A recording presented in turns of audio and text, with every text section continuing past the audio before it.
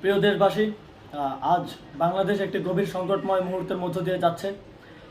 এখন পর্যন্ত আমাদের প্রাপ্ত খবর অনুযায়ী আওয়ামী লীগ, ছাত্রলীগ, যুবলীগের সন্ত্রাসীরা গুলি করে কুপিয়ে প্রায় 30-এর অধিক শিক্ষার ছাত্র জনতাকে হত্যা করেছে এবং দিন শেষ হতে হতে এই সংখ্যাটা কোথায় গিয়ে দাঁড়ায় আমরা জানি না।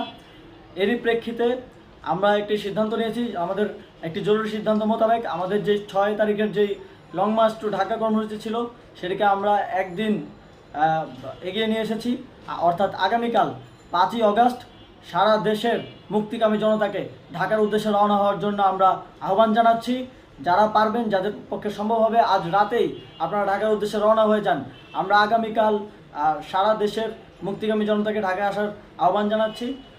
বিশেষ করে ঢাকার আশেপাশে যে জেলাগুলো আছে, আপনারা দায়িত্ব নিয়ে মসজিদের মাইকে ঘোষণা দিয়ে যাদেরকে পাবেন সবাইকে